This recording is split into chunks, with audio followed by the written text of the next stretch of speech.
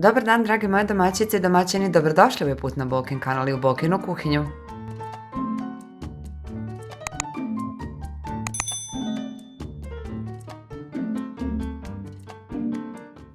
A danas ću napraviti posne pihtije od boba. Inače, bob je jednogodišnja biljka iz porodice mahunarki krupnog semena koja se koristi u ishrani poput pasulja. Jako je bogat hranjivim materijama, sadrži dosta proteina, ugljenih hidrata i minerala. Evo danas ću pokazati, kao što rekoh, jedan način kako možete spremiti ovo fantastično jelo.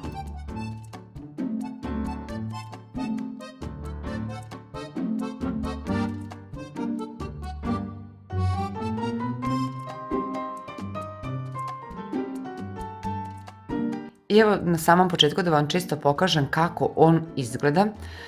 Dosta je tvrd, izgledom nešto poput pasulja, ali njegovo seme je baš veliko i bude od 2 nekad i do 3 cm u zavisnosti kako ga kupite.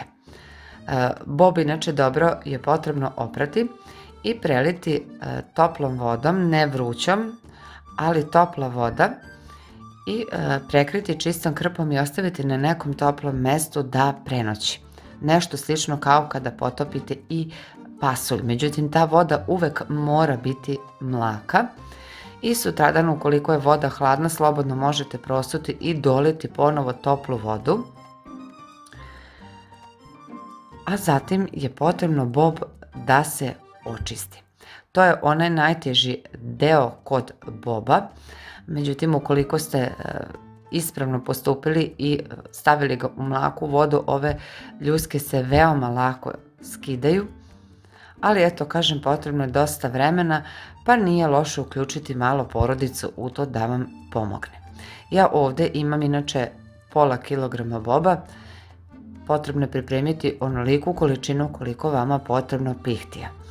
Od pola kilograma boba ja sam dobila 2 velika supena tanjira i očišćen bob ovako prepolovite na pola kako bi bili sigurni da unutar nema nikakvih kvarova. Potom stavite u šerpu i evo kako on izgleda kada nabubri. I prelite samo onoliko vode koliko da prekrije bob, ne previše, jer ćemo tu vodu naravno iskoristiti. Dodala sam 2-3 lovorova lista, 4 čena belog luka, malo suvog začina, vrlo malo bibera, ali ćemo kasnije kada ga sameljemo to sve ponovo začiniti po ukusu i staviti da se kuva na tihoj vatri negde oko 2 sata. Primetit ćete, evo možete to i primetiti kako se bob raskuvao i kako je mekan naravno. Izvadite lovorov list,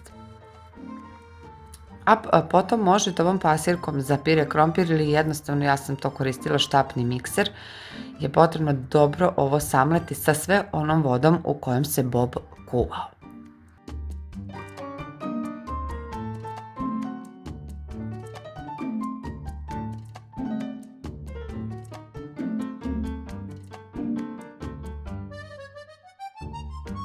I naravno sada probate i ostale začine dodajete još po ukusu. Ja sam dodala još suvog začina i dodala sam još 3 čena sitno iseckanog belog luka, jer ja bar volim pihtit boba da se osjećaju baš na beli luk. Opet napominjem, dodajte po ukusu, posolite po ukusu i pobiberite. Gustina inače kao kod pire krompira. Takva gustina treba da bude, ona sada deluje da je retko, ali će vremenom dovoljno da se naravno stegne da bi mogli da sečemo kocke. Možete uzeti u neku tepsiju koju ćete kasnije seći ili jednostavno kao što to ja uvek činim u ove duboke tanjire i ja sam dobila 2 tanjira. Poravnajte da površina bude ravna, a potom je pihtije potrebno staviti u frižider da se dobro stegnu. I naravno kada se stegnu, evo možete vidjeti, one su onako brašnistog ukusa, pomalo mekane, ali i dovoljno čvrste. i njih je potrebno iseći kao i klasične pihtije kada pravite na željene kocke.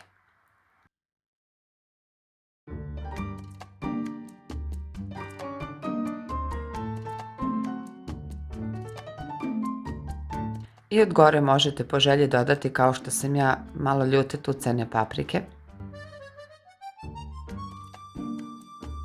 U jedan tiganj ja sam stavila otprilike oko 50 ml ulja da se dobro zagreje i za to vreme sam isekla i druge pihtije, tačnije drugi tanjir sa pihtijama. I kada se ulje dobro zagrejalo, dodajemo 2 kašičice slatke crvene paprike. Ali kada papriku dodate, veoma je važno da odmah izmešate i sklonite ili ugasite ringlu, kako paprika naravno ne bi pocrnela i izgorela. Tom smesom je potrebno isečene i ohlađene pihtije preliti od gore, ali nemojte svu količinu ukoliko smatrate da vam je previše, dovoljno je samo da prekrijete pihtije po vrhu. Možda vam sada ovo deluje da je masno ili da je ovo previše tečnosti, ali pihtije traže tečnost i traže masnoću, tako da će ovo biti sasvim dovoljna količina i primetit ćete kada se potpuno još budu ohladile sa ovim uljem i paprikom kako će pihtije fantastično ovo da upiju i dobit će još dodatan ukus i onu masnoću i sočnost. Naravno, ovako pripremljene možete ih odmah poslužiti, ali su najlepše kada još malo bar odstoje u frižideru kako bi se svi sastojci lepo sjedinili. Ohlađene pihtije potom izvučete na tanjir i veoma lako se seku i veoma lako se vade iz tanjira. Ali kao što rekoh, ne morate u tanjir, možete izliti jednostavno u neku tepsiju ili manje đuveče ili vatrostalnu činiju.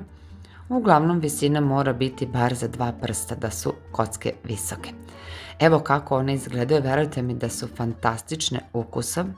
Ne samo što su, eto, na samom početku videa sam rekla šta sve sadrži bob, već je zaista lepog ukusa i veoma jednostavno se napravi i za posne dane ovo fantastično ide kao odličan prilog uz ribu ili beloručene paprike. Nadam se da će vam se dopasti ovaj današnji recept i da ćete ovo svakako pokušati da napravite, a mi se vidimo u nekom sljedećem videu sa nekim još lepšim receptom. Do tada, ja vam želim prijatno.